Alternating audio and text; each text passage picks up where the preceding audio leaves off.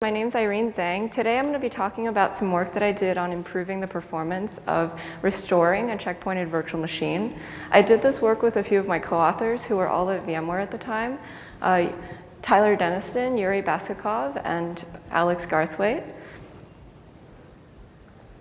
Let's see. So virtual machine checkpointing is a technology that allows users to take a snapshot of a running virtual machine and then restore back to that snapshot later. If you've used VMware's Workstation product, then you've probably suspended and resumed a virtual machine. Checkpointing is similar, but the virtual machine continues to run after the checkpoint is taken, and you can restore that checkpoint as many times as you would like. So taking a checkpoint of a virtual machine can be done fairly quickly, in usually a few seconds, because a lot of the work can be done asynchronously. However, restoring a checkpointed virtual machine generally takes tens of seconds or more, because it's much more difficult to restore a virtual machine asynchronously. I'll go into a bit more detail about why this is the case later. This hasn't been a problem in the past, however, because traditionally, virtual machine checkpointing has been used to support fault tolerance applications. With these applications, you only restore a checkpointed VM when something fails, so restore performance isn't as important. However, there's a class of applications that use virtual machine checkpointing as a fast restart mechanism. So existing checkpointing systems don't support these applications very well. A few examples: if you would like to use virtual machine checkpointing to dynamically allocate virtual machines for your favorite stateless workload, maybe an Apache web server, for example, then you'd like to be able to bring up that VM very quickly in a few seconds, not tens of seconds, because if it takes tens of seconds, then you're probably better off just booting a new VM every time you need it. Likewise, if you're going to use virtual machine checkpointing to checkpoint and turn off virtual machines to save energy, then you'd like to be able to bring those VMs back online very quickly when you need them again. The same thing for checkpointing and turning off virtual desktops at night. When the employees come back in the morning, you really want those VMs online very, very quickly. In this talk, I'm going to present Halite, which is a new checkpointing system for VMware ESXi server that improves the performance of restoring checkpointed virtual machines. In particular, we found that with Halite, we were able to reduce the amount of time it takes to restore a checkpointed Windows VM from 25 seconds to a little over a second. Before I dive into how we did that, I'm going to first spend a little time explaining why restoring a checkpointed virtual machine might be harder than you think. So restoring a checkpointed VM is quite an expensive operation, actually, because you have to bring in the entire state of the running virtual machine in from disk into memory. The biggest cost is that you have to bring in the snapshot of the VM's memory, which can be very large. These days, it's probably going to be at least a gig or more. The most straightforward way to do this is to bring in all of the memory and then start the VM. This is what ESX used to do, and this is still an option on our Workstation product.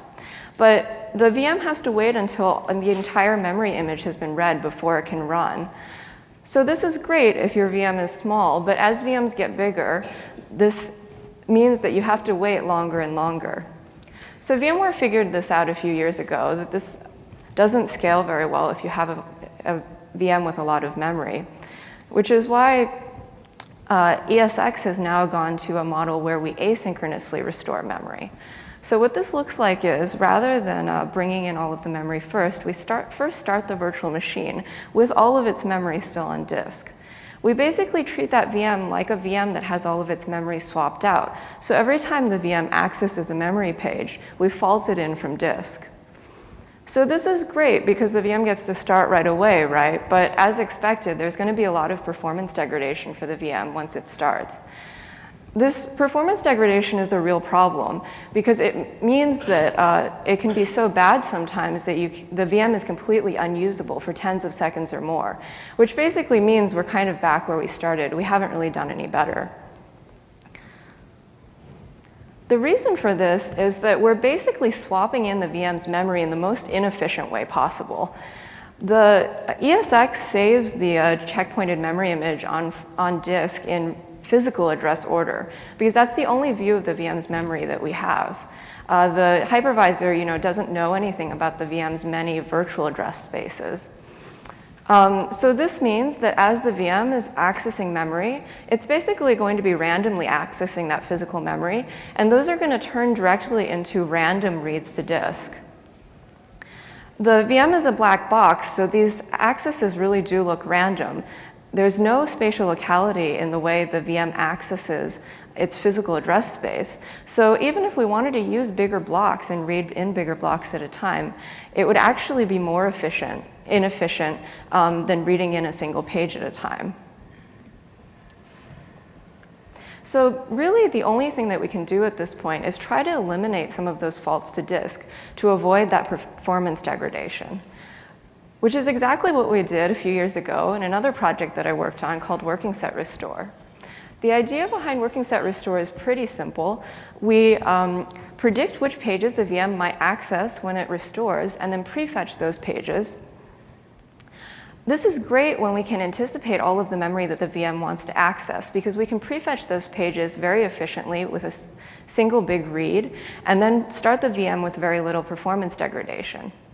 However, we found that it's really difficult to anticipate everything a VM might do. Definitely, it's very difficult to do reliably for all workloads. This isn't too surprising, actually. If you think about a VM, it's this very large thing. It's complicated, and it's doing a lot of things. And the hypervisor doesn't really have much insight into what's going on. So there are just too many things that we just can't anticipate. For example, there are lots of processes running in the VM. We don't have any idea what processes the OS might choose to schedule on restore. There might be background processes as well. Those background processes weren't running before, but then on restore, they suddenly kick in, and we can't anticipate that. And then always there are external sources of input that we can't anticipate, like user inputs and network and I/O traffic. So all of these together add up to make it very difficult for us to predict which pages the VM might access on restore. So now you have some idea of why it's a little bit challenging to restore a checkpointed virtual machine quickly. It's actually a very expensive operation, and we want to hide that cost, but in order to do it, we have to do it with very little information about what's going on inside the VM. Even worse, we actually have to do it with only information that we can collect during the checkpointing if we don't want to introduce any general overhead while the VM is running. So now that you have some idea of why this is pretty challenging, I'm going to explain how Halite solves this problem. Our key insight with Halite is that rather than predicting all of the memory that the VM is going to access on restore, what we actually need is a prediction of what memory the VM will access together. We call this access locality. And if we have a prediction of what memory the VM might access together, we can store those pages together on disk, providing spatial locality in the checkpointed memory file and enabling more efficient disk access on restore. We found that access locality is easier to predict than the VM's working set because we can use sources of information other than just previous accesses. Also, while the VM's working set might rapidly shift, the VM's access locality is much less likely to change suddenly. So instead of storing memory on disk in physical address order, like ESX does, Halite stores memory in locality blocks. Each locality block consists of a number of pages that we predict to have access locality, so pages that are likely to be accessed together. In the paper, we used a locality block size of 64 kilobytes because we found experimentally that smaller locality blocks hurt performance, but bigger ones didn't help. So now I'll explain how Halite uses locality blocks for more efficient disk access on restore. So just like ESX, Halite starts the VM with all of its memory on disk. But now, every time the VM accesses an unrestored page, we bring in an entire locality block. Since the other pages in that locality block are likely to be used soon, we can eliminate those accesses to disk. So we've now taken something that's a large number of random reads to disk and turned it into a single bigger read. This is a significantly more efficient way to access memory on restore. In order for locality blocks to be effective, we have to have a good way of predicting access locality. Halite actually does this with two techniques. The first one uses accesses during the checkpointing to predict access locality, and the second one uses the guessed virtual address space. Both of these prediction techniques do the prediction entirely during the checkpointing, and at that point, the prediction is directly used to save memory into locality blocks.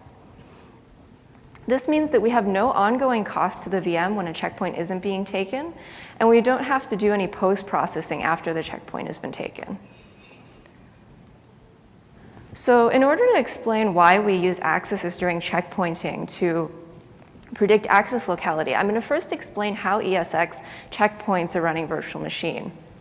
So the VM is going to be running along, and if we want to checkpoint it, we have to first pause the VM and save out all of its state. And we save out all of its state except for memory, which we're going to do asynchronously while the VM runs. This is the actual point where the checkpoint is, so this is where we're taking the snapshot. When we restore later, we're going to go back to that checkpoint. Then we mark all of the VM's memory as read-only, and we restart the VM. Every time the VM writes to a page that hasn't been saved yet, we save that page out to disk first before allowing the write to continue. So doing this ensures that we save a version of the memory pages that's identical to the state they were in when we first paused the VM. And now when we restore the VM, we restart it back at the checkpoint. So I hope it's clear now that you can see when you restart the VM, it's probably likely to start executing a lot of the same things that it was executing during the checkpointing period. This is why the accesses during the checkpointing are a great predictor of access locality. Next, I'm going to explain how Halite uses those predictions to save pages into locality blocks. So like before, like ESX, in order to checkpoint a running virtual machine, we have to first pause the virtual machine while it's running and take the checkpoint. Then we mark all of the VM's memory as not readable or writable, and then we restart the VM. Now, every time the VM accesses a memory page, we save it out to a locality block in the order in which it was accessed. And then we save that locality block to disk sequentially. So now we've, rather than storing memory on disk in physical address order, we've been able to add some spatial locality to the checkpointed memory file because we're storing pages with the other pages that they were accessed together with during the checkpointing.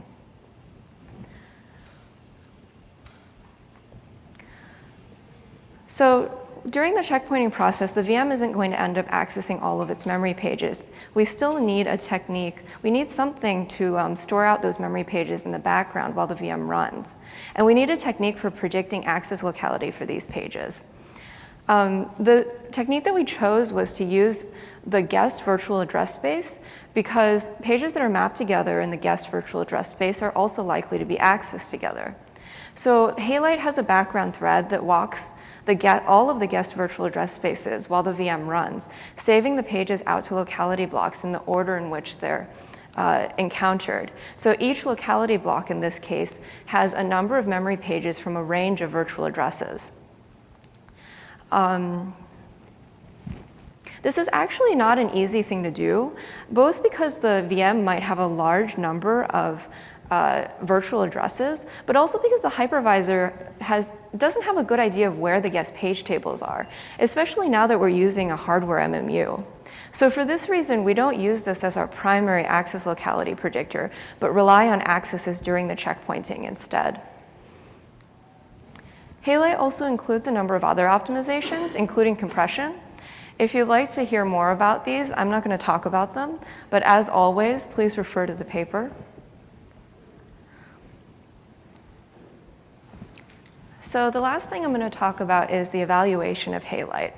I'm going to answer a few questions in my talk. They mostly revolve around how much Halite improves restore performance and how Halite does it, and what impact Halite has on checkpointing. First, a bit about our test setup. Here's the hardware we used. We tested Halite with 4 workloads. We thought these workloads were representative of the kinds of things that you would run in the applications that I mentioned at the beginning of my talk. For the rest of the talk, I'm going to focus on Workbench. Workbench is a Windows desktop application workload. It has a number of user applications, including Microsoft Word, Excel, and video editing software. I chose Workbench because it's actually our most complex workload. First, because it's a Windows workload, so it has a large number of background processes, and then because it's running several user applications. The other reason I chose this is because this was one of the workloads that we couldn't significantly improve with our previous work. A bit about the way we configured our VMs.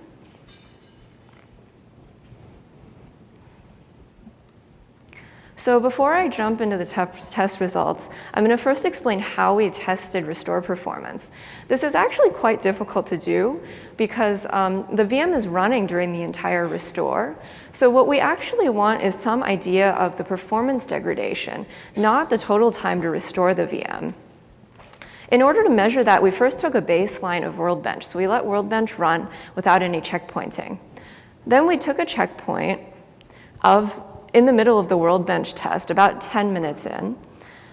Then we restored that checkpoint with each of our systems that we wanted to test, so ESX and Halite. So after we restore the checkpoint, we allow Workbench to finish. And in every case, Workbench takes longer than the baseline. This makes sense because the restore process is slowing down the Workbench run after the restore. And so we consider the extra amount of time that we had to spend running Workbench to be the restore overhead. So on to some numbers. The first question I'm going to answer is the most basic. Does Halite provide better restore performance? So I've graphed here ESX versus Halite, and along the x-axis I have the amount of the extra seconds that we had to take running Workbench, just like I showed you before. So from this graph, it's clear that Halite does better. Halite reduces the amount of overhead from 25 seconds for ESX to a little over a second. This is really significant, actually, because a slowdown of a little over a second means that we can support those applications that I talked about at the beginning of my talk, like dynamic VM allocation. But 25 seconds is not enough for something like dynamic VM allocation. So we've shown that with Halite, ESX can now support this new class of applications for virtual machine checkpointing that demand efficient restore performance. Next, I'm going to break down that restore performance into how much of that performance is offered by locality blocks and how much is offered by compression and the other optimizations that we've built into Halite. So in order to test that, we built a version of Halite that still organizes memory pages into blocks using axis locality, but it doesn't use compression. Compared to ESX, adding locality blocks reduces the amount of overhead by almost 15 seconds. And then adding compression and other optimizations, we further reduce the overhead by another 9 seconds. So you can see that compression and the other optimizations that we built were crucial if we want to be able to restore a checkpointed virtual machine in a few seconds. But more than half of the performance optimization improvement is offered by just better organization of the checkpointed memory file using locality blocks.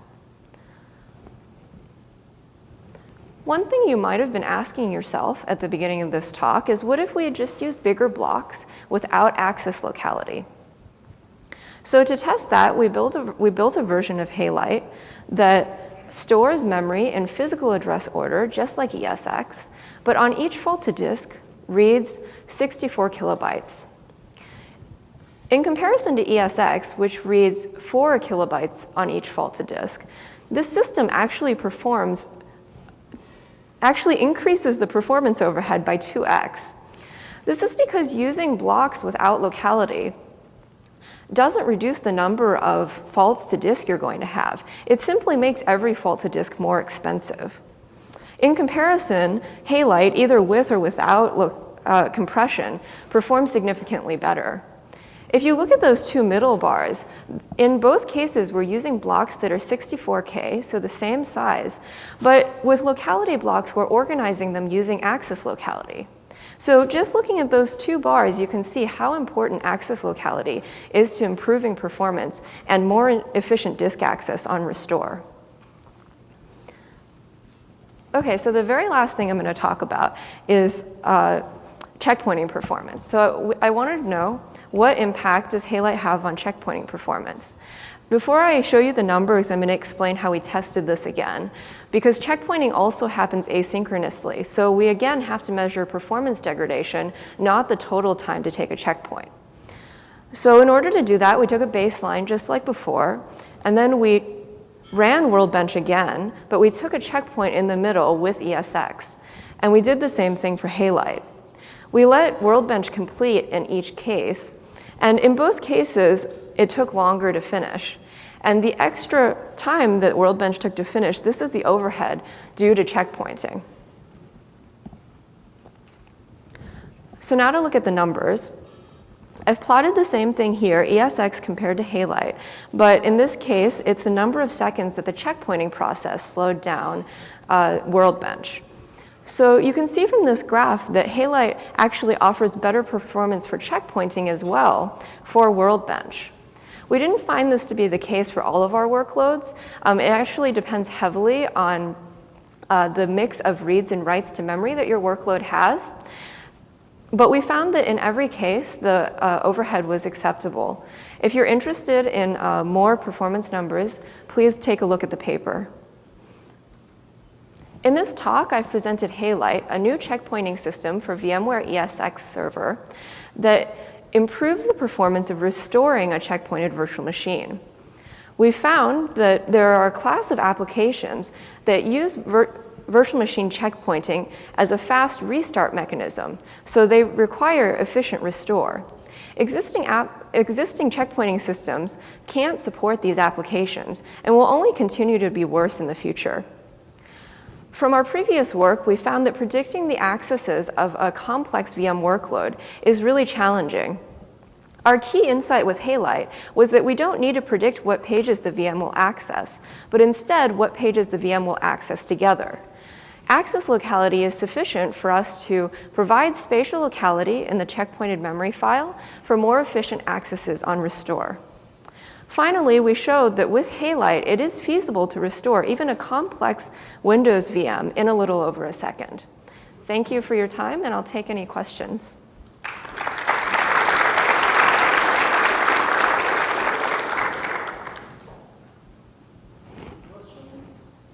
No questions. The talk was so good, no one had questions.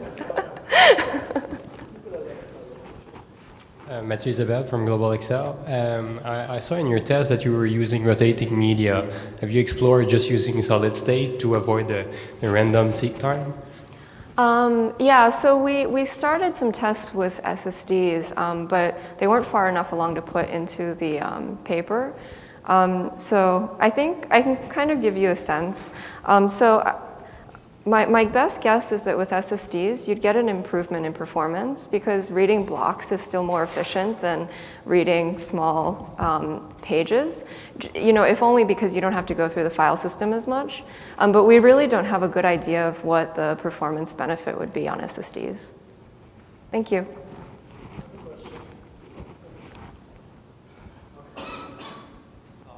Albert Chen from WD. The question I have is your performance chart. You're taking this with the benchmark, so it's very predictive. Once you restore, it's still going to do the same kind of I/O pattern and process. Have you tried once you restore, for example, do something different and see what's the performance like? So the simulated benchmark we have actually does that. So one reason we used benchmarks that are repeatable is because we need to be able to average the test results.